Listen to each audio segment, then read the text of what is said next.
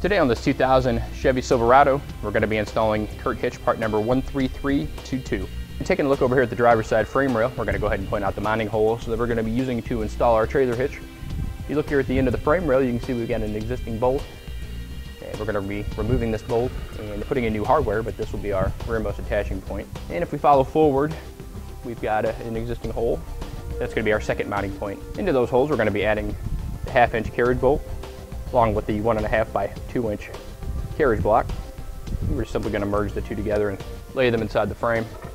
And that's going to be the same on both the driver's and passenger sides of the vehicle. And this hitch also has two center-mounted attaching points. That is on the bottom side of the bumper. There are two existing weld nuts there. Into those weld nuts, we're going to be using the 14mm bolts along with the conical tooth washers. You can see this particular vehicle, which you'll find with most vehicles that have seen at least one winter, has a lot of corrosion and rust built up into the weld nuts. So we want to go ahead and clean those out thoroughly before we get started. To clean those out, we just want to use a spray lubricant like a WD-40 and then a wire brush, one similar to the one that we offer here at eTrailer.com, part number 0814-092.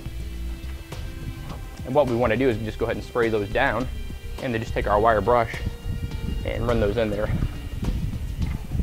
Then you can just test fit your bolt once you've cleaned them out, just to make sure we don't have any resistance, and they're ready to go.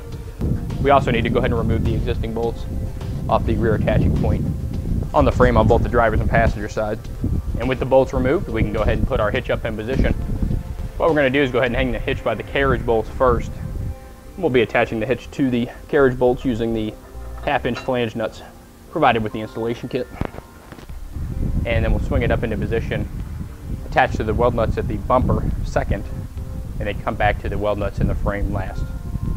This order of operations should ensure that the hitch lines up properly for us. And then we'll come back through and tighten them down.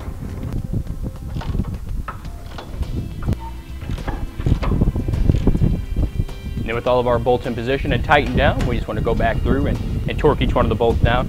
We want to verify with the directions the specific torque rating for each of the bolts. And then with our bolts torqued out, our hitch installation is complete. And with our hitch installed, we're going to go ahead and give you a couple of final install dimensions that'll help make choosing your hitch accessories a little bit easier. From the top of the receiver tube opening to the ground is going to measure 19 inches. And from the center of the pinhole to clear the rear edge of the bumper is going to be approximately 2 3/4 inches. And that will conclude the installation of CURT Hitch, part number 13322 on a 2000 Chevy Silverado.